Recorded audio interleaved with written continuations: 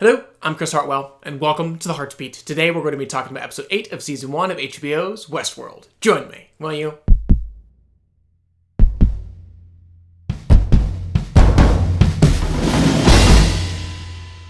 So, if we weren't already, we surely have become a lot like the Man in Black, racing to figure out this maze of a show before it reaches its conclusion. And in preparation for that conclusion, this week's episode actually spent much of its running time looking back, focusing on the memories of its characters, human and host alike, specifically those involving pain and loss. And in that area, I did find this episode to be quite engaging. For example, it was just heartbreaking watching Bernard being forced to let go of Teresa, being made to forget the same part of her that had kept the memory of his son alive in his synthetic mind.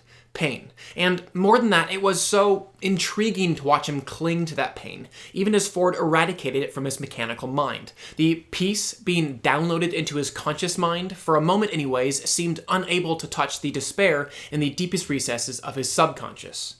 And the idea that pain not only kept that memory alive, but was also the very thing that made Bernard alive, seemed to fall perfectly in line with the show's often presented philosophy that change can only occur and a loop can only be broken through violence and the spilling of blood.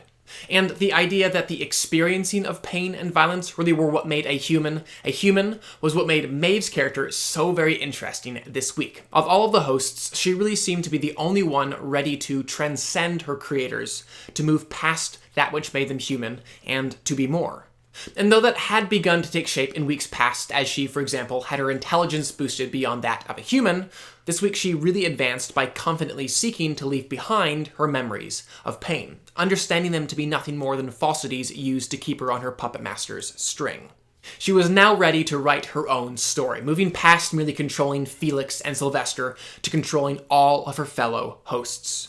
Ironically, Maeve remained a lot more like her human counterparts than she likely preferred by not only using, but inciting violence and pain to aid in her revolution. Furthermore, when it came down to it, just like Bernard, she had to admit that she didn't really want to let go of the pain of losing her daughter, understanding that it was the only thing really left of her. Fittingly, it was the painful recollection of the Man in Black's violent attacks that finally jogged Teddy's memory as well, beginning to awaken in him where he had been and who he really was. But even while each of those androids seemed to take a few more steps towards consciousness, Ford's opinion on the matter all but crushed the idea that consciousness existed at all. In his apparent estimation, neither hosts nor humans possessed it.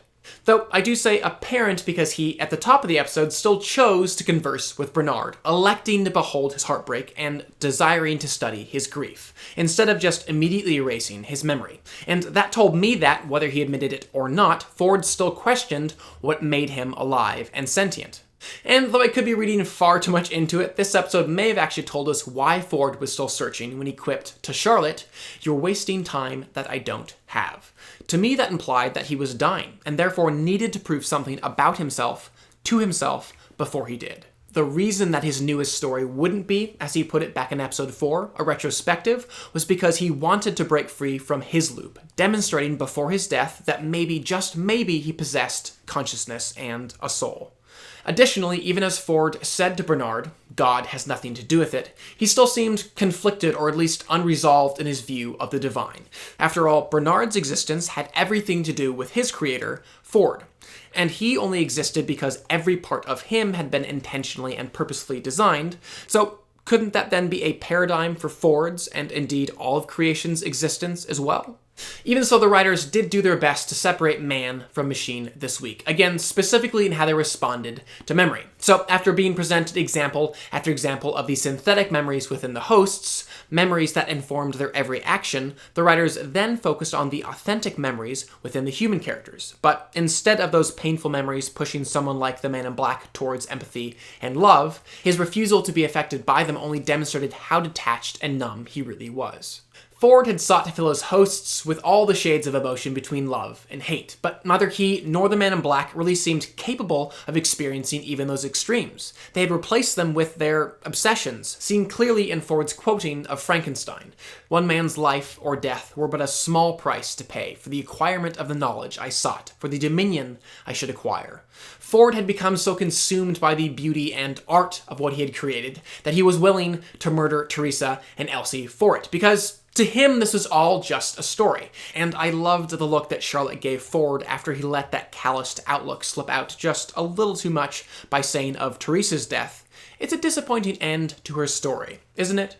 Interestingly, I felt like we may have seen William's first step into that calloused world this week as well, as he, while Dolores' back was turned, may have murdered that dying soldier so that he wouldn't hold them back from the next stage of their journey. Like Ford, and I'm assuming his future self, William was becoming obsessed with the story no matter what the cost. Ironically, this week it was the much less likable Logan who actually made what this show defined as the much more human decision, hunting down William and Dolores because of the memory of their violent and painful parting. To return to the hosts' memories a moment longer, what I found to be the most interesting element of this episode was just how they perceive memory. For them, the images that they recalled were in fact as clear and as vivid as those directly in front of them, making it nearly impossible to differentiate between their mind's eye and their naked eye. And because of that, I have begun to hope, mind you, as this theory is already riddled with holes, but I have begun to hope that what we've perceived to be this whole time to be flashbacks will actually turn out to be flash forwards. And the confusion that the Dolores who's been traveling with William has been feeling has not been because she's been seeing the past, but because she is in the past being remembered by her future self. Either way, the existence of numerous timelines continued to be telegraphed this week with the reappearance of Angela in a drastically different environment, and that we've been watching a now and a then was certainly declared in lines like, "Best not to dwell on these troubling memories, Bernard. Otherwise you might lose yourself in them as some of your fellow hosts have, every now and then." Also, the answer to where Maeve will get her army seems to have been overtly answered with the constant reminders of that sea of decommissioned hosts. With all that said, Westworld has been able to keep me wondering about a few things. For example, I still don't know what exactly are the rules of Westworld and how much control Ford is really maintaining over his creation. Because elements like a terrifying horned-dressed man tossing the man in black around like a ragdoll seemed, in the moment, to be extremely out of control. But then, in the next scene, shown the exact same outfit conceptually designed and safely mounted in one of Ford's offices, we also seem to be told that that host was only doing what he was allowed to do. Even so, I remain curious if we were meant to be satisfied with the Man in Black's explanation that neither Teddy nor any host could leave on him a lasting mark. Because I personally would classify getting knocked out and likely receiving a concussion as a lasting mark. And right along with that, we saw that Sylvester's was not the first throat that Maeve had slashed either, as she certainly inflicted a lasting mark on the Man in Black after he murdered her daughter. Before I close things out, I must admit that even while I enjoyed this episode's exploration of memory, in a lot of ways it also made what is a 10-episode season feel like it should be an 8-episode season, as most of the big moments and major reveals were just delayed, and the ones that were doled out felt relatively inconsequential.